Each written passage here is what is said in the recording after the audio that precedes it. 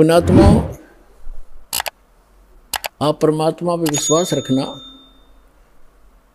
संत साधु कभी किसी का बुरा नहीं सोचते, ना करते और ना ही सोचना चाहिए। परमात्मा से कोई चीज छुपी नहीं है। यदि हम भगवान से डरने वाले हैं और हम परमात्मा कबीर जी को परमात्मा मानते हैं तो भगवान भगवान वाले काम किया करता है। आपने बहुत शांति रखनी पड़ेगी। मेरी आत्मा गदगद कर दी बच्चों, तुमने साधुता दिखाई।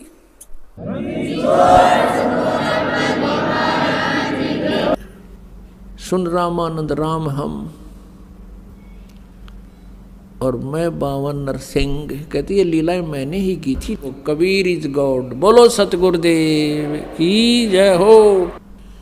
और किसी के जच्चे भी कोई ना इस अतिथि में तो जच वही हंस है जो अपने गुरु के प्रति एक इतनी भी आस्था बिगड़े नहीं मन में, चाहे तो सारा समाज कह ले। आज इस दास के साथ वही लीला हुई, क्रोथा कांड। परमात्मा की लीला है, इतनी बदनामी कर दी और बात जीरो भी कोई ना। गुंडा गर्दी करते थे, आश्रम में न्यू करते थे और न्यू होता था, जुल्म होता था, समाचार पत्रों में प्रकाशित करवा दिया। या लीला परमात्मा की थी आप जी को परखने के लिए। लेकिन आप इतने पुण्यात्मा थे और पहले की इन दुर्घटनाओं से कि कहाँ मार खाते ये फाउल पॉइंट आपका याद भी थे। इस कारण से आज आप सफल हुए और उसका ये परिणाम देख रहे हैं। पहले से कई गुना परमात्मा की प्यारी आत्माएं उमड़ कर आई हैं। आपके हृदय में ये समाया भी नहीं कि ये बकवास क्या कर रहे हैं, क्योंकि आप आंखों देख रहे थे और इसका ये परिणाम हुआ। परमात्मा की रजा में राजी रहना सीखना पड़ेगा अपने। परमात्मा चाहे किसी प्रकार भी आपको रखता है, चाहे भूखा रखता है, प्यासा रखता है, पर तो ये ऐसा नहीं होगा कि भूखा और प्यासा आपको रख ले भगवान, क्योंकि ये दयालु मालिक है। ज्यों राखो त्यों ही रहूं, अमरा के चारा, खाने जाद खरीद हूँ गुलाम तुम्हारा। परमात्मा की रजा में राजी रहना सीखना पड़ेगा अपने। परमात्मा चाहे किसी प्रकार भी आपको रखता है, चाहे भूखा रखता है, प्यासा रखता है, पर तो ये ऐसा नहीं होगा कि भूखा और प्यासा आपको रख ले भगवान, क्योंकि ये दयालु मालिक है। उसके बच्चे जो सही भक्ति पर लग रहे हैं वो भूखे प्यासे नहीं रह सकते हैं, उनकी परमात्मा को नींद नहीं आओ। फिर भी परमात्मा हमें याद दिलाना चाहते हैं। हम डिमांड करते हैं कोई बहुत बड़ी किसी वस्तु की, छोटी वस्तु की, और वो हमें नहीं मिल पा रही है। हम भक्ति साधना भी कर रहे हैं तो अनजान व्यक्ति जिनको ज्ञान नहीं है वो अपनी सारी भक्ति का, सारे माइंड का जो ना जोर, सारी टेंशन इससे बात पर ला देखे भगवान यो हो, ये लगा देता है, ये हो जा, मुझे ये वस्तु मिल जा, नौकरी मिल जाए या कोई और वस्तु मिल जाए। तो सुख प्राप्ति के लिए संत सुखी मन जीती हो। यदि हम किसी वस्तु को पाने का प्रयत्न कर रहे हैं और नहीं मिल रही है तो ये सोचना चाहिए इसमें कोई हमारी भलाई है। परमात्मा जो करता है वो सही करता है। ये बातें हृदय में समानी पड़ेंगी, ये फार्मूले अपनाने पड़ेंगे इस इक्वेशन को सोल्व करने के लिए कि परमात्मा जो करता है वो गलत नहीं करता। ठीक है, हमने अनजानों ने चाहे कति गलत लगता हो, क्योंकि हम जीव हैं। एक भक्त ने कथा सुनाई, वैसे भी ये कई जगह लिखा हुआ सर पुस्तकों में, कि एक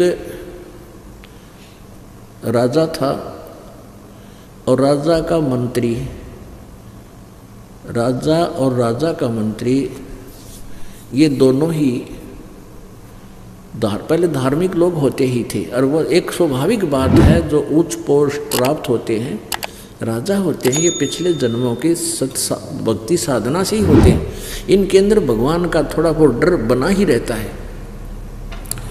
तो राजा को इतना विश्वास नहीं था प्रभु पे, लेकिन मंत्री जी को, मुख्य जो उसका मंत्री था, महामंत्री, उसको बहुत विश्वास था परमात्मा की एक एक वाणी पे।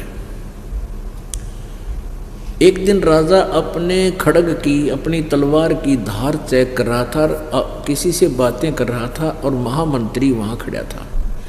और उस महामंत्री से अन्य मंत्री जो थे वो बहुत चिढ़ते थे कि राजा इसको महत्व बहुत देता है।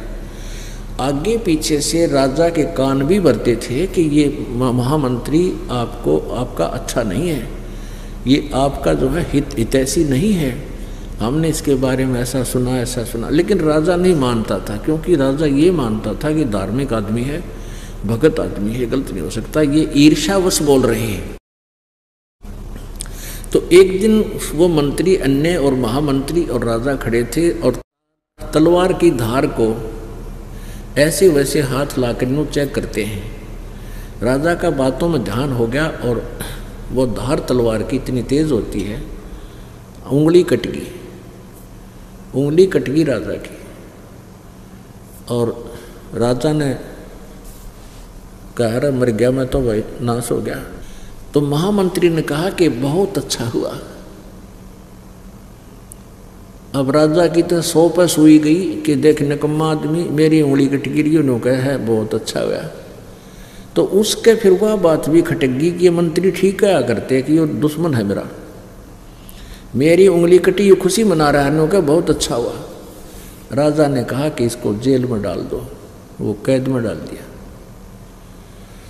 5-6 महीने के बाद राजा की वह कटी हुई उंगली का पीड़ा बंद होगी, बाकी वो टूंड सा न्यू का न्यू रह गया, वो ठीक हो गया जितना था। वह कट की जरूर इतनी, वो घाव भर गया उसका कटने के बाद। अब फिर उसने कुबद भाई के जंगल में शिकार करने जाते हैं और महामंत्री वो चापलूस चुन लिया जो उस भगत की निंदा करा करता, महामंत्री की जो कैद में डाल दी, वो चुन लिया महामंत्री और सैर शिकार खेलने जंगल में चले गए। रास्ता भूल गए, जंगल में बिचुल गए, वहाँ फंस गए, दिशा भूल गए। तो उस जंगली लोगों का कोई त्योहार था और उनके पुरोहित ने कह रखा था भी आज देवी के नर बलि चढ़ानी है। नर मनुष्य को काट के इसके चरणों में उसका खून मुंह के लगाना है, यानी बलि आदमी की बलि करनी है इसको, इन बकरे और जोटियाँ की नहीं, तब ज़्यादा खुश होगी। तो उस कबीले के जो थे आदमी सब इधर उधर किसी आदमी की तलाश में चल पड़े। उन्होंने वो दोनों घोड़ों पर थे, वो दोनों घोड़ों वाले घेर लिए, तीर ले रहे चारों तरफ से, सैकड़ों आदमी घेर लिए, पकड़ ले आए, पुरोहित के सामने खड़े कर दिए कि लो जी एक छोड़ दो बोले। पुरोहित बोला ठीक है 2 चढ़ा देंगे, देवी और ज़्यादा खुश होगी। तो उस पुरोहित ने कहा कि भाई ये देखो इनका कोई अंग भंग ना हो, अंधा काना लूला लंगड़ा कोई टुंडा ना हो। उनकी फिर निरीक्षण किया गया तो हाथ आगे कराए तो एक राजा की जो व्यक्ति की उंगली कटी हुई थी, पुरोहित को बताया गया। पुरोहित बोला भाई ये नहीं चलेगा, इसको छोड़ दो। और राजा तो छोड़ दिया और चापलू चढ़ा दिया। वो महामंत्री जो सेकंड बनाया था साहब, उसकी काट के गर्दन और कर दिया फारिग। अब राजा की तो जान बची, लाखों पाए, डाकों डाक घर आए।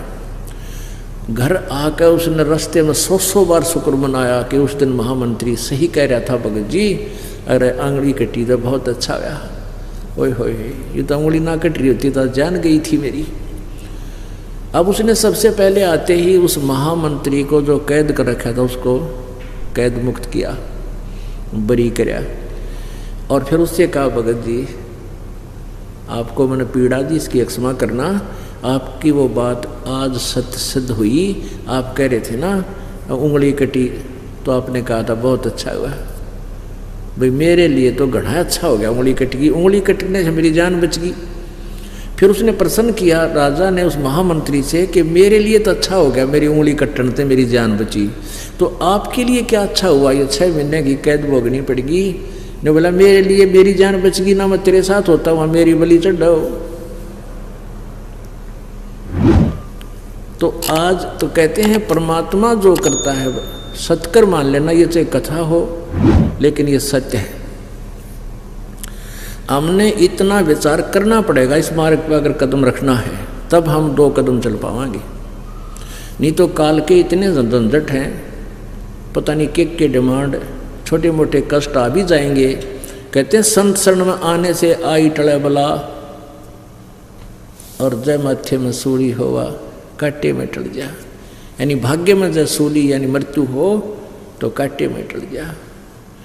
इन बातों पर विचार करके हम परमात्मा के मार्ग पर चल पाएंगे और इसके लाभ न उठाएंगे। तो यहाँ इस प्रकार जैसे आपको कोई हानि भी हो रही है तो न्यो मन जीता जाएगा। कहे कबीर और सब दुखिया, एक संत सुखी मन जीती हो। अब जैसे किसी को छोटी मोटी उकचुक हो भी जाती है, तो आपको जब ज्ञान है इस परमात्मा का, आपने मन जीत रखा है, आप भगवान के इस ज्ञान के आधार से इस मन की परों को काट दोगे कि भगवान जो करता है ये गलत नहीं कर सकता। चाहे आज हमें कितनी हानि होती दिखे है, लेकिन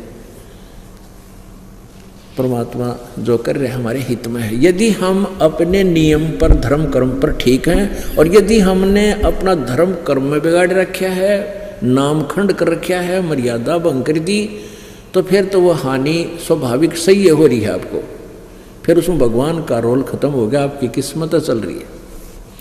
तो इसलिए कहते हैं जब लग हंसा हमरी आना, और काल लगे नहीं तेरा बाना। परमात्मा कहते हैं जब तक मेरा भक्त मेरी मर्यादा में रहेगा, आन कान बोलते ना, तो तब तक काल तेरा तीर नहीं लगेगा, तेरे कर्म दंड को मैं